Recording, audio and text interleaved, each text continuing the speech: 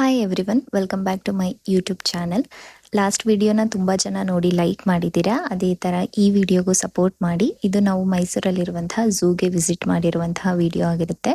ಇಲ್ಲಿ ನಾವು ಯಾವೆಲ್ಲ ಪ್ರಾಣಿಗಳನ್ನು ನೋಡಿದ್ವಿ, ಇಲ್ಲಿ ಎಷ್ಟು ಅವರ ಸ್ಪೆಂಡ್ ಮಾಡಬೇಕಾಗುತ್ತೆ, ಮೈಸೂರು ಝೂ ಎಷ್ಟು ಎಕರೆ ಇದೆ, ನಾವು ಎಷ್ಟು ದೂರ ನಡಿಬೇಕಾಗುತ್ತೆ, ವೆಹಿಕಲ್ ಪ್ರೊವೈಡ್ ಇದೆಯಾ, ವೆಹಿಕಲ್ ಇಲ್ಲ ಅಂದರೆ ನಾವು ನಡ್ಕೊಂಡೇ ಎಷ್ಟು ಕಿಲೋಮೀಟರ್ ಹೋಗಬೇಕು, ಹಾಗೂ ಝೂನ ಟೈಮಿಂಗ್ಸ್ ಎಷ್ಟು, ಯಾವ ದಿನ ರಜಾ ಅನ್ನೋದನ್ನೆಲ್ಲ ಈ ವಿಡಿಯೋದಲ್ಲಿ ಪೂರ್ತಿಯಾಗಿ ನಾನು ನಿಮಗೆ ಇನ್ಫಾರ್ಮೇಷನ್ ಕೊಟ್ಟಿದ್ದೀನಿ. ಇಷ್ಟ ಇದ್ದರೆ ದಯವಿಟ್ಟು ವಿಡಿಯೋನ ಕೊನೆವರೆಗೂ ನೋಡಿ. ಇಲ್ಲಿಂದ ನಮ್ಮ ಆ್ಯಕ್ಚುಯಲ್ ವಿಡಿಯೋನ ಶುರು ಮಾಡೋಣ.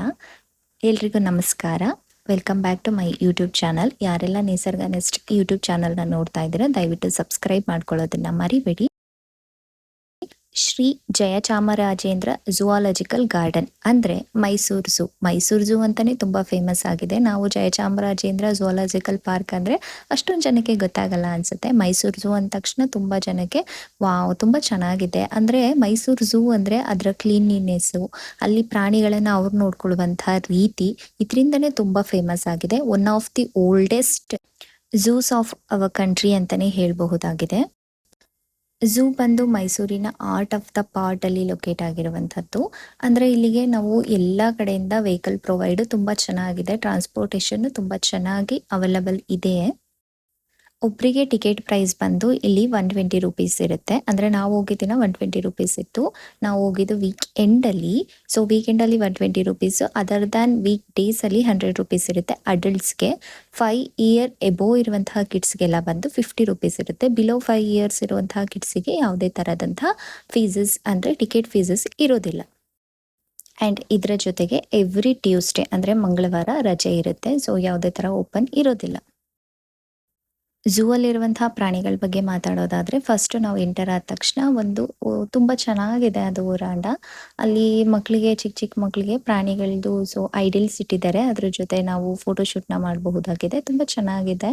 ಅಲ್ಲೇ ಸ್ವಲ್ಪ ಹೊತ್ತು ಟೈಮ್ನ ಸ್ಪೆಂಡ್ ಮಾಡ್ಬೋದಾಗಿದೆ. ಅದಾದಮೇಲೆ ನಾವು ಎಂಟರ್ ಆದರೆ ನಮಗೆ ಬರ್ಡ್ಸ್ ಝೋನ್ ಸಿಗುತ್ತೆ. ಸೊ ಅಲ್ಲಿ ತುಂಬ ಥರ ವೆರೈಟಿ ಆದಂತಹ ಬರ್ಡ್ಸ್ ಇದೆ. ವೈಟ್ ಪಿಕಾಕ್ ಅಂತೂ ತುಂಬ ಅಟ್ರಾಕ್ಟಿವ್ ಆಗಿದೆ, ತುಂಬ ಚೆನ್ನಾಗಿದೆ. ಅದೇ ಥರ ಮಾತಾಡುವಂತಹ ಬರ್ಡ್ಸ್ ಆಗಿರ್ಬೋದು, ಎಲ್ಲ ಥರ ತುಂಬ ವೆರೈಟೀಸ್ ಆಫ್ ಬರ್ಡ್ಸ್ ಇದೆ. ಸೊ ಮಕ್ಕಳಿಗೆ ತುಂಬ ಇಷ್ಟ ಆಗುತ್ತೆ. ಬರ್ಡ್ ಝೋನ್ನ ಮುಗಿಸ್ಕೊಂಡು ನಾವು ಮುಂದೆ ಹೋದರೆ ಒಂದೊಳ್ಳೆ ತುಂಬ ಮರಗಳಿರುವಂತಹ ಒಂದು ಜಾಗ ಇದೆ. ತುಂಬ ಚೆನ್ನಾಗಿ ಅನಿಸುತ್ತೆ. ಸೊ ಅಲ್ಲಿ ಸ್ವಲ್ಪ ದೂರ ಹೋದ್ಮೇಲೆ ನಮಗೆ ಸಿಗುವಂಥದ್ದು ಮಾಂಸಾಹಾರಿಗಳು ಅಂದರೆ ವೈಲ್ಡ್ ಆ್ಯನಿಮಲ್ಸ್ ನಾವು ಝೋನ್ಗೆ ಹೋಗ್ತೀವಿ. ಅಲ್ಲಿ ನಾವು ಫಸ್ಟ್ ನೋಡಿದ್ದು ಚೀತಾ. ತುಂಬ ಆ್ಯಕ್ಟಿವ್ ಆಗಿತ್ತು. ತುಂಬ ಒಂದು 5-6 ಚೀತಾಸ್ ಇತ್ತು. ಅಷ್ಟು ತುಂಬ ಆ್ಯಕ್ಟಿವ್ ಆಗಿತ್ತು.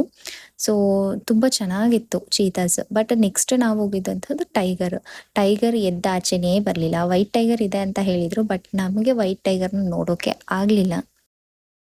ಸೊ ಸುಮಾರು ಹೊತ್ತು ಕಾದ್ರೂ ನಮಗೆ ಟೈಗರ್ ಬರಲಿಲ್ಲ ಈ ಕಡೆಗೆ. ಸೊ ನಾವು ಅಲ್ಲಿಂದ ನೆಕ್ಸ್ಟು ಹೋಗಿದ್ವಿ.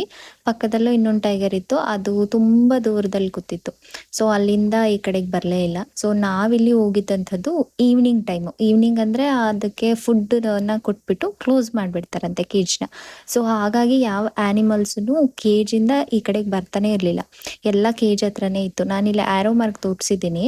ಸೊ ಅಲ್ಲಿ ನೀವು ಟೈಗರ್ ಹಾಗೂ ಲಯನ್ನ ನೋಡಬಹುದಾಗಿದೆ. ಇಲ್ಲಿ ಲಯನ್ನು ಅಲ್ಲೇ ರೋರ್ ಮಾಡ್ತಾ ಇತ್ತು, ಅದು ಈ ಕಡೆಗೆ ಬರಲೇ ಇಲ್ಲ. ಸೊ ನಾವು ತುಂಬ ಹೊತ್ತು ಕಾದ್ವಿ. ಸೊ ಅದು ಬರೋ ಥರ ಕಾಣಿಸ್ಲಿಲ್ಲ ಅಂತ ಅನ್ನಿಸ್ತು. ಆಮೇಲೆ ಅದ್ರ ಪಕ್ಕನೇ ಇರುವಂತಹ ಕೇಜಲ್ಲಿ ಇನ್ನೊಂದು ಲಯನ್ ಇದೆ. ಸೊ ನಾವು ಆ ಲಯನ್ನ ನೋಡೋಕೆ ಹೋಗಿದ್ವಿ. ಅಷ್ಟೊತ್ತಲ್ಲಿ ಇದು ಮೂವ್ ಆಯಿತು, ಎದ್ಬಿಟ್ಟು ಮೂವ್ ಆಯಿತು. ನೀವಿಲ್ಲಿ ನೋಡ್ತಾ ಇದ್ದೀರಲ್ಲ ಅದೇ. ಸೊ ಅದು ಮೂವ್ ಆಗಿ ಕೇಜ್ ಹತ್ರ ಹೋಯಿತು ಅಷ್ಟೇ. ಅದಾದಮೇಲೆ ಮತ್ತೆ ಅದನ್ನು ನೋಡೋಕ್ಕೆ ಆಗಲಿಲ್ಲ. ಸೊ ಇಲ್ಲಿಗೆ ನಮಗೆ ಮಾಂಸಾಹಾರಿ ಪ್ರಾಣಿಗಳ ಝೋನ್ ಮುಗೀತು. ಸೊ ನೆಕ್ಸ್ಟ್ ನಾವು ಹೋಗಿರುವಂಥದ್ದು ಈ ಚಿಂಪಾಂಜಿ, ಗೊರಿಲ್ಲಾ ಇದೆಲ್ಲ ಇರುವಂತಹ ಜಾಗದಲ್ಲಿ. ಅದರಲ್ಲೂ ನಮಗೆ ಈ ಕ್ಲಿಪ್ಪಿಂಗ್ ಎಲ್ಲ ತುಂಬ ಹೊತ್ತು ನಾವಲ್ಲಿ ವೆಯ್ಟ್ ಮಾಡಿ ಆದಮೇಲೆ ಸಿಕ್ಕಿರುವಂಥದ್ದು. ಸೊ ಇದು ತುಂಬ ಚೆನ್ನಾಗಿತ್ತು. ಸ್ವಲ್ಪ ಹೊತ್ತು ಆ್ಯಕ್ಟಿವ್ ಆಗಿ ಆಟ ಆಡ್ತು. ಆಮೇಲೆ ಇಲ್ಲಿ ಮಮ್ಮ ಇದೆ. ಸೊ ಮಮ್ಮ ಗೋರಿಲ್ಲಾ ಬಂದು ಇನ್ಸೈಡ್ ಅದರ ಕೇಜ್ಗೆ ಹೋಯಿತು. ಸೊ ಅದಾದಮೇಲೆ ಅದರ ಬೇಬೀಸ್ ಕೂಡ ಅದನ್ನು ಫಾಲೋ ಮಾಡ್ತು. ಸೊ ಅದರಲ್ಲಿ ಒಂದು ಬೇಬಿ ಬಂದು ಇಲ್ಲಿ ಆ್ಯಕ್ಟಿವ್ ಆಗಿ ಇದರಲ್ಲೆಲ್ಲ ಆಟ ಆಡ್ತಾ ಇತ್ತು. ಸೊ ಅದು ನೋಡಿ ಸ್ವಲ್ಪ ಖುಷಿ ಆಯಿತು. ಟೈಮಿಂಗ್ಸ್ ಬಂದು 8:30 ಟು 5:30 ಆ್ಯಂಡ್ ಒನ್ ಥಿಂಗ್ ಅಂದರೆ ನೀವು ಝೂಗೆ ಪ್ಲ್ಯಾನ್ ಮಾಡ್ತಿದ್ದೀರಾ ಅಂದರೆ ಮಾರ್ನಿಂಗ್ 9ಗೆ ಓಪನ್ ಆಗುತ್ತಲ್ಲ, ಸೊ ನೀವು ಆ ಟೈಮಲ್ಲಿ ಬಂದ್ರೇ ತುಂಬ ಚೆನ್ನಾಗಿ ಎಲ್ಲ ಆ್ಯನಿಮಲ್ಸು ಆ್ಯಕ್ಟಿವ್ ಆಗಿರುತ್ತೆ. ಈವ್ನಿಂಗ್ ಬರ್ತಾ ಬರ್ತಾ ಅವನು ಮಂಕಾಗ್ತವೆ ಆ್ಯಂಡ್ ಫುಡ್ ಕೊಡೋ ಟೈಮ್ ಆಗಿರೋದ್ರಿಂದ ಯಾವುದು ಕೇಜಿಂದ ನಿಮಗೆ ಆಚೆ ಬರೋದಿಲ್ಲ. ನೆಕ್ಸ್ಟ್ ನಾವಿಲ್ಲಿ ಬಂದಿದ್ದು ದಿಸ್ ರೈನೋಸೆರಸ್ ಝೋನ್ಗೆ. ರೈನೋಸೆರಸ್ ಅಲ್ಲಿ ಪೀಕಾಕ್ ಇತ್ತು, ಸೊ ಆ ಪೀಕಾಕ್ನ ಅದ್ರ ಹಿಂದೆ ಪೀಕಾಕ್ ಹಿಂದೆನೇ ಹೋಗಿ ಆ ಥರ ಆಟ ಆಡಿಸ್ತಾ ಇತ್ತು. ಸೊ ಚೆನ್ನಾಗಿತ್ತು. 2 ರೈನೋಸೆರಸ್ ಇತ್ತು, 2 ತುಂಬ ಆ್ಯಕ್ಟಿವ್ ಆಗಿತ್ತು. ಏಜ್ ಆಗಿರೋರ ಜೊತೆ ಏನಾದರೂ ಬಂದರೆ ಅವ್ರಿಗೆ ಎಲೆಕ್ಟ್ರಿಕ್ ವೆಹಿಕಲ್ ಪ್ರೊವೈಡ್ ಇದೆ, ಅದಕ್ಕೆ ಸಪ್ರೇಟ್ ಆದಂತಹ ಚಾರ್ಜಸ್ ಇದೆ. ಸೊ ನಾವು ಮೊದಲೇ ಝೂಗೆ ಎಂಟ್ರಿಯಲ್ಲಿರುವಂತಹ ಟಿಕೆಟ್ ತೊಗೋತೀವಲ್ವ, ಅಲ್ಲೇ ಟಿಕೆಟ್ ತೊಗೊಂಡ್ರೆ ಅಲ್ಲಿಂದ ನಮಗೆ ವೆಹಿಕಲ್ ಪ್ರೊವೈಡ್ ಮಾಡ್ತಾರೆ. ಅವರೇ ಎಲ್ಲ ಆ್ಯನಿಮಲ್ಸ್ ಹತ್ರ ಕರ್ಕೊಬಂದು ನಿಲ್ಲಿಸಿ ನಮಗೆ ಎಲ್ಲ ಆ್ಯನಿಮಲ್ಸ್ನ ತೋರಿಸಿ ಕರ್ಕೊಂಡು ಹೋಗ್ತಾರೆ. ಸೊ ನಾವು ನಡ್ಕೊಂಡು ಹೋಗ್ತೀವಿ ಅಂದರೆ ನಿಯರ್ಲಿ 5 ಕಿಲೋಮೀಟರ್ಸ್ ನಡಿಬೇಕು. 2 ಇಂದ 3 ಅವರ್ಸ್ ನಾವು ಸ್ಪೆಂಡ್ ಮಾಡಬೇಕಾಗತ್ತೆ. ಸೊ ನೆಕ್ಸ್ಟ್ ಅಲ್ಲಿ ಮಂಕೀಸ್ ಎಲ್ಲ ಇತ್ತು, ಮಂಕೀಸ್ ನೋಡಿಕೊಂಡು ಆಮೇಲೆ ಝೀಬ್ರಾ ನೋಡಿಕೊಂಡು ನಾವು ನೆಕ್ಸ್ಟ್ ಬಂದಿದ್ದಂಥದ್ದು ಬೇರಿದೆ ಇಲ್ಲಿ ಕರಡಿ. ಸೊ 3 ಕರಡಿ ಇತ್ತು, ತುಂಬ ಚೆನ್ನಾಗಿ ಆಟ ಆಡ್ತಾ ಇತ್ತು. ಅದಾದಮೇಲೆ ಇಲ್ಲೊಂದು ವಾಟರ್ ಫೌಂಟೈನ್ ಇದೆ, ಸೊ ತುಂಬ ಚೆನ್ನಾಗಿತ್ತು. ಈ ಏರಿಯಾನು ತುಂಬ ಚೆನ್ನಾಗಿತ್ತು. ಇಲ್ಲಿ ನಾವು ಸ್ವಲ್ಪ ಹೊತ್ತು ಕೂತ್ಕೊಂಡು ರೆಸ್ಟ್ ಮಾಡಬಹುದು, ಅಂದರೆ ತುಂಬ ನಡ್ಕೊಂಡು ಬರೋರ್ತಾರಲ್ಲ ಅಂಥವ್ರಿಗೆ ಇದೆಲ್ಲ ಯೂಸ್ ಆಗಿದೆ. ಅದಾದಮೇಲೆ ನಾವು ಬಂದಿದ್ದಂಥದ್ದು ಡೀರ್ ಝೋನು. ಸೊ ಇಲ್ಲಿ ವೆರೈಟೀಸ್ ಆಫ್ ಡೀರ್ಸ್ನ ನಾವು ನೋಡ್ಬೋದಾಗಿದೆ. ಇಲ್ಲೇ ನೋಡಿ ಡೀರ್ಸ್, ಹೈನಾ, ಫಾಕ್ಸು ಎಲ್ಲ ಥರ ಇತ್ತು. ಸೊ ಇದೆಲ್ಲ ತುಂಬ ಡೀರ್ಸ್ ಇತ್ತು, ಚೆನ್ನಾಗಿತ್ತು. ಸೊ ಇಲ್ಲಿ ಹೈನಾ ಬಂದು ಈ ಹೈನಾ ಒಂದು ಮಲ್ಕೊಬಿಟ್ಟಿತ್ತು, ಇನ್ನು ನೀಟಾಗಿ ಒಂದು ರೌಂಡ್ ಬಂದ್ಬಿಟ್ಟು ನೆಕ್ಸ್ಟ್ ಅದ್ರ ಕೇಜ್ಗೆ ಹೋಯ್ತು. ಚೆನ್ನಾಗಿದೆ ಈ ಕ್ಲಿಪ್ಪಿಂಗ್ ನೋಡಿ. ಇಲ್ಲಿ ನಮಗೆ ದೊಡ್ಡವ್ರಿಗೆ ಇಷ್ಟ ಆಗುತ್ತೋ ಇಲ್ವೋ ಗೊತ್ತಿಲ್ಲ, ಬಟ್ ಮಕ್ಕಳಿಗಂತೂ ತುಂಬ ಒಳ್ಳೆ ಟೈಮ್ ಪಾಸ್. ಈ ಬೇಸಿಗೆ ರಜದಲ್ಲಿ ನಾವು ಎಲ್ಲೆಲ್ಲೋ ಕರ್ಕೊಂಡು ಹೋಗೋದ್ರ ಬದಲು ಮಕ್ಕಳಿಗೆ ಒಂದೊಳ್ಳೆ ಟೈಮ್ ಪಾಸ್ ಆಗುತ್ತೆ. ಅದೇ ಥರ ಅವರು ಆ್ಯನಿಮಲ್ಸ್ ಎಲ್ಲ ನೋಡ್ದಂಗೆ ಆಗುತ್ತೆ. ಸೊ ನೆಕ್ಸ್ಟ್ ನಾವು ಬಂದಿದ್ದು ಎಲಿಫೆಂಟ್ ಝೋನ್ಗೆ. ಇಲ್ಲಿ 3 to 4 ಎಲಿಫೆಂಟ್ಸ್ ಇತ್ತು. ಸೊ ಎಲ್ಲ ಚೆನ್ನಾಗಿತ್ತು, ಬಟ್ ಅದು ಬಾತಿಂಗ್ ಟೈಮ್ ಅನಿಸುತ್ತೆ. ಎಲ್ಲ ಎಲಿಫೆಂಟ್ಗೂ ಸ್ನಾನ ಮಾಡಿಸಿ ನಿಲ್ಲಿಸಿದ್ರು. ಸೊ ಇದೊಂದು ಎಲಿಫೆಂಟ್ಗೆ ಅವಾಗ ಸ್ನಾನ ಮಾಡಿಸ್ತಾ ಇದ್ರು. ಸೊ ಇದು ಚೆನ್ನಾಗಿದೆ, ನೈಸ್.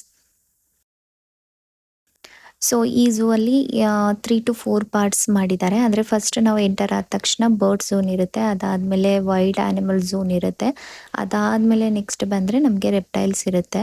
ಸೊ ಇನ್ ಬಿಟ್ವೀನ್ ನಮಗೆ ಜಿಂಕೆಗಳು, ರೈನ್ ಡೀರು ಇದೆಲ್ಲ ನೋಡಬಹುದಾಗಿದೆ. ಸೊ ನೆಕ್ಸ್ಟ್ ಇಲ್ಲಿ ಬಂದಿದ್ದು ರೆಪ್ಟೈಲ್ ಝೋನ್ಗೆ. ಸೊ ನಾನು ಇಲ್ಲಿ ತುಂಬ ವೀಡಿಯೋಸ್ ಮಾಡಿಲ್ಲ, 1-2 ಮಾಡಿದ್ದೀನಿ ಅಷ್ಟೇ. ಸೊ ಅದಾದಮೇಲೆ ಬಂದಿದ್ದು ಹಿಪ್ಪೋ ಝೋನಿಗೆ ಬಂದ್ವಿ. ಒಂದು ಹಿಪ್ಪೋ ಫುಲ್ ಅಂದರೆ ಆಟ ಆಡ್ತಾ ಇತ್ತು, ಇನ್ನೊಂದು ನೀರು ಒಳಗಡೆ ಇತ್ತು.